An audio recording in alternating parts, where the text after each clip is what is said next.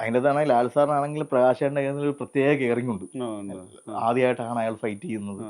അയാളെ കൃത്യമായിട്ട് നോക്കണം. അയാളെ ബാക്കിയുള്ളവരെ പോലെ എന്താ പറയുക, വെറുതെ ഇട്ട് അലയ്ക്കാൻ പാടില്ല.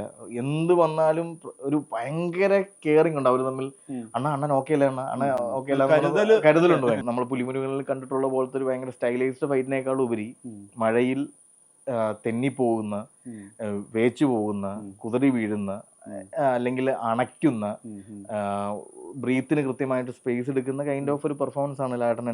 അല്ല, ഞാൻ മഴയത്തെ സ്പെസിഫിക് ആയി ചോദിക്കാൻ കാരണം എന്ന് വെച്ചാൽ നമ്മൾ അറിയാം, ഞാൻ പ്രകാശ് വർമ്മയോടും ചോദിച്ചിട്ടുണ്ടായിരുന്നു, ഈ മഴയിൽ ഫൈറ്റ് ചെയ്യുന്ന സ്ഥലം നമ്മൾ പൊതുവെ ഇപ്പം പല സിനിമകളിലും ലാലേട്ടൻ തന്നെ കാണുന്നത് വളരെ ഒരു സമതല സ്വഭാവമുള്ള സ്ഥലത്ത് രണ്ടുപേര് ഫൈറ്റ് ചെയ്യുന്നതാണ്. ഇത് ഒരു കൈൻഡ് ഓഫ് റോ ഫൈറ്റ് ആണ്, ഒരുതരം ചതുപ്പാണ്, ചരലാണ്, തെന്നാവുന്ന സ്ഥലമാണ്. ഒരു ആക്ഷൻ കൊറിയോഗ്രാഫി എത്ര ചെയ്താലും അത് വെൽ പ്ലേസ്ഡ് ആവാവുന്ന ടെറൈനിലല്ല ഷൂട്ട് ചെയ്യുന്നത്. പിന്നെ മഴ എന്നുള്ളത് ആനുകൂല്യമല്ല, മഴ എന്ന് പറയുന്നത് നേരെ തിരിച്ചടിയും തെന്നിപ്പോവാന്ന സ്ഥലം. ആ ഫൈറ്റ് എനിക്ക് തോന്നുന്നത് ഏറ്റവും പനിയുള്ള അവസ്ഥയിലല്ലേ? പനി എന്നുള്ളതല്ല, അത് ലാൽ സാറ് അന്ന് ആ ലൊക്കേഷനോട് വരുമ്പോൾ തന്നെ ലാൽ സാറിന് വയ്യ. അപ്പം നമുക്ക് ഈ ദിവസത്തിനുള്ളിൽ ലാൽ സാറിനെ ഷൂട്ട് ചെയ്ത് തീർത്തിട്ട് ലാൽ സാറിന് എമ്പുരാൻ്റെ ബാക്കി ഷോകളിന് പോകണം. ഇപ്പം നമുക്ക് വേറെ നിവൃത്തികളൊന്നുമില്ല. അപ്പം മഴ അവോയ്ഡ് ചെയ്യാനും പറ്റുന്നതല്ല. ലാൽ സാറ് വരുമ്പം തന്നെ നമുക്ക് ശരിക്കും പറഞ്ഞാണല്ലോ, ഇപ്പം ചിലപ്പം ഒരു ഹീറോയോടുള്ള നമ്മുടെ അമിതമായ വർഷിപ്പിൻ്റെ പുറത്ത് പറയുന്നതാണെന്ന് കേൾക്കുന്നവർക്ക് തോന്നിയേക്കാം. ഒരു 6 മണി 7 മണിക്ക് മഴ നമ്മൾ ഇട്ട് കഴിഞ്ഞ് കഴിഞ്ഞാൽ ഓൾമോസ്റ്റ് ഒരു 4:30-5 മണി വരെയും ഈ മഴയത്താണ് നിൽക്കുന്നത്.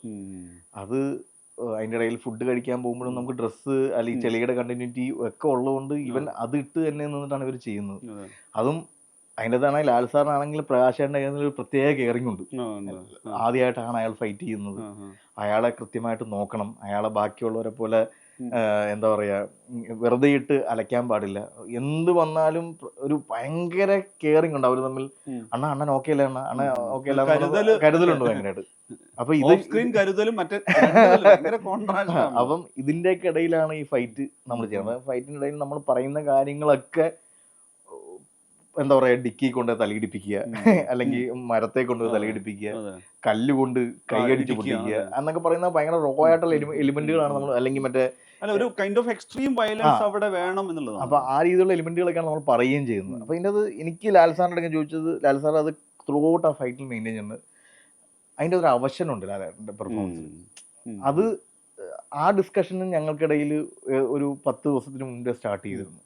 അപ്പോൾ ലാലേട്ടൻ്റെ ആ ഫൈറ്റിൻ്റെ കൊറിയോഗ്രഫിയുടെ രീതിയിൽ നമ്മൾ ഒരിക്കലും അയാൾ ഇത്രയും പോലീസ് സ്റ്റേഷനിൽ നിന്ന് ഇറങ്ങി വണ്ടി ഓടിച്ച് അവിടെ എത്തുന്ന സമയത്ത് അയാൾ എപ്പോഴും ഒരു അണപ്പോട് കൂടിയല്ലേ ഫൈറ്റ് ചെയ്തത്. പിന്നെ കുടുംബത്തിൽ നിന്ന് വിട്ടുപോയ അതിനകത്തൊരു മാൻലി ആയിട്ടൊരാളേക്കാൾ ഉപരിയായിട്ട് അയാൾ വേച്ചു പോവും. അയാൾക്ക് കൃത്യമായിട്ടുള്ള പഞ്ചസല്ലേ അയാൾ കൊടുക്കാൻ പറ്റുക, അയാൾക്ക് തെന്നിപ്പോവും.